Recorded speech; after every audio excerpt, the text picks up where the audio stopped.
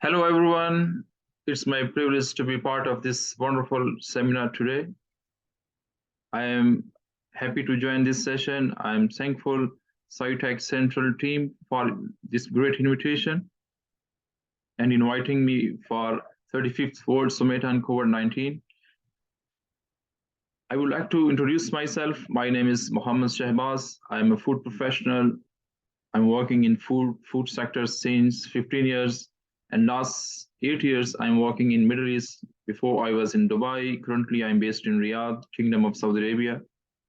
I'm associated with one of the largest company in food manufacturing and food restaurants. The name of company is Mawarid Food Company. I work with them as a quality assurance manager, and our key responsibilities are to ensure food safety and quality across all our manufacturing facilities, across all our restaurants at the country level. As my background is food science and technology, so I have today presentation related to food safety and COVID-19. So it was the article which we have written already with the cooperation of other food scientists. So today my presentation topic is food safety and COVID-19, precautionary measures to limit the spread of coronavirus at food service and retail sector. So I would like to share all the findings and information which we have related to food service and retail sector, specifically related to coronavirus spread.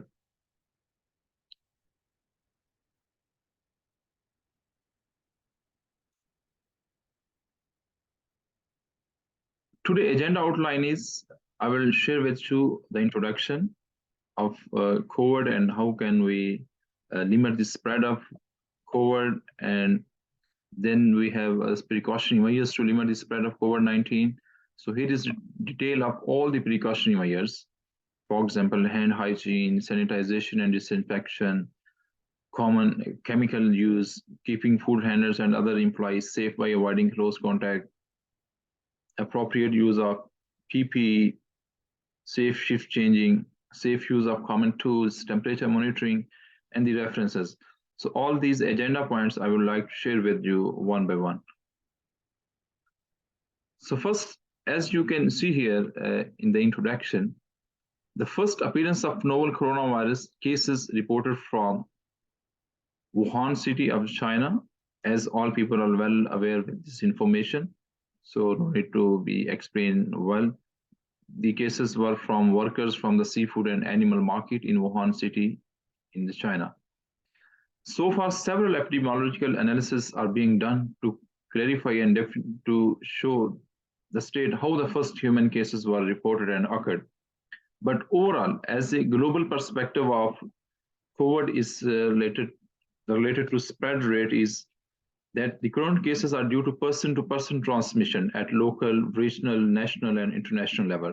So all are agree that this COVID has been spreaded through the transmission. As you can see in this figure, which has been generated by biorender.com, and you can see here mostly the symptoms are transmitted through person to person and with the close contact, as all detail is here.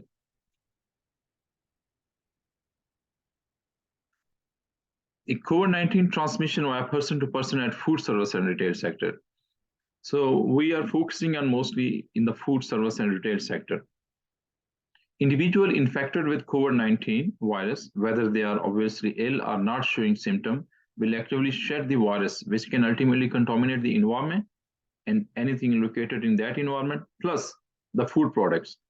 So our focus is mostly on the food products. Person-to-person transmission behaviors and impact of social distancing, along with principles of herd immunity, are shown in this figure. As this figure you can see, here is the principle of herd immunity and social distancing. For example, if all the people are immunized and they are following social distancing, if they are not immunized and they are not following social distancing, so infection passes freely among individuals. So infection can pass freely. But if some are immunized and some are not immunized and some are following social distance, some are not following, then isolated individual slow spread of infection. But if all immunized, then very less chance for transmission. So this is the concept here. Mostly this virus spread through transmission, especially from person to person transmission. And this figure is showing the concept of herd immunity and social distancing, which we need to follow in food sector as well. So here we have recommended some precautionary measures to limit the spread of COVID-19. These precautionary measures are specific to food sector, especially food, retail, and service sector. To ensure the safety of foods and to control the spread of coronavirus in food service and retail sector, following precautionary measures can be helpful. So I will share with you all the precautionary measures one by one. These are helpful for limit of spread of coronavirus at food service and retail sector. So first, the most important is hand hygiene. As you are well aware, all the people are well aware, and this message has been spread across all the people at all age level, that keeping hands frequently washed and sanitized is the most important and critical steps to avoid getting sick and to reduce the spread of coronavirus during food service operation. So this concept is equally has been used in food service sector as well. All the staff, the people and the restaurant sector in the factory, they are working closely and they need to wash hand frequently. CDC, Center for Disease Control and Prevention, recommends cleaning hands as per specific instruction to avoid getting sick and to further spread the germ. CDC have specific instructions. For example, they are recommending to wash the hands for at least 20 seconds. So this is a very important aspect. We need to follow the instructions of CDC and to wash the hands at least 20 seconds, even during working in the restaurant and retail sector. The second most important is sanitization and disinfection.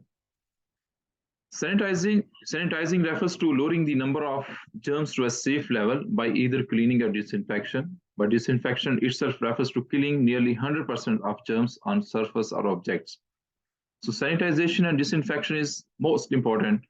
All the food contact surfaces, for example, knife, table surfaces, and should be sanitized frequently, at least every 4 hours. And during pandemic, we reduced the time to 2 hours. Every 2 hours, we are sanitizing the surfaces of the food contact surfaces. Food contact surface means where the food is directly in touch with the surface. Non-food contact surfaces as well, where the food is directly non-touching, but these hands, staff and employees' hands are touching. For example, doors and door nails and stairs where the staff is moving. Then cutting blocks, cutting boards, chopping boards. These boards are being used in this picture. You can see these boards are used for the cutting of the vegetables, cutting of meat, cutting of poultry, cutting of bakery items. So these cutting blocks should be sanitized with a specific frequency, at least within 4 hours. Every 4 hours they need to be sanitized, or after each and every use. Fresh produce is another important category. Fresh produce means all the fruits and vegetables which are being used as a fresh. Fresh vegetables are widely used in restaurants, for example, garlic, onions, iceberg lettuce, cut onions, cucumber, carrots. All these vegetables plus various types of fruits are being used at restaurants and retail sectors. So this requirement, all these fresh produce should be sanitized, washed and sanitized properly before use, so that you can avoid all type of germs, bacteria and viruses. Utensils and smallware sanitization. All type of utensils which are being used in restaurants and food sector should be sanitized. There are various methods of sanitization. Some are with hot water sanitization, some are with chemical sanitization. Sometimes we use chemicals, sometimes only with the hot water. So these are the different and various ways of sanitization and disinfection, which should all the food sector and food operations should follow. Here is the list of chemicals and sanitizers which we commonly use in retail and food service establishment. For example, there's quarterly ammonium compounds, there's chlorine, there's iodine. So these are the sanitizer which are being used, but need to make sure the effectiveness of the results of sanitizer depends upon the right concentration, proper temperature range, and the contact time. And food handlers should be careful while using chemicals for sanitizer, because as too little or too much concentration range, improper temperature and contact time, not as per Environment Protection Agency, EPA, register label or manufacturing recommendation, can result in an inadequate reduction of microorganisms. You cannot achieve your results. And also destructive to equipment, toxic, and can have the poor sanitizing ability over the time. If we are not following the instruction by EPA or the manufacturer, so we are not getting the right results by reduction of the microorganisms. Food handlers should confirm the strength and accuracy of the sanitization solution by using approved relevant test kits and strips. These test kits and strips are being provided by the manufacturer and as per the chemical concentration, and we need to use only approved relevant test kits and strips to make sure our sanitizer and chemicals are working properly and we are achieving the right results.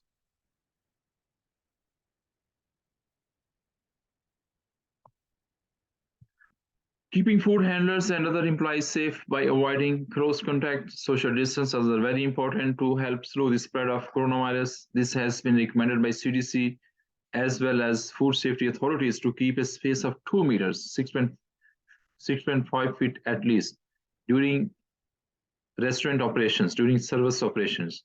It is critically important for food handlers to limit the person-to-person contact proximity during operation hours and food preparations inside the kitchen or food preparation areas to prevent the risk of viruses. So we need to follow social distancing in back of house, in the front of house, in food preparation areas, in the kitchen, in food service and retail sector as well. Appropriate use of personal protective equipment, PPE. Appropriate use of PPE is very important. The food handlers and staff workers that handle raw food items such as chicken, milk, and fresh vegetables and working in kitchen or food preparation areas should use appropriate protective clothing, for example, gloves, masks, hairnets, and should wash their hands frequently. The employees should not shake hands among each other and with others during working and during shift changes, during working hours and during shift changes.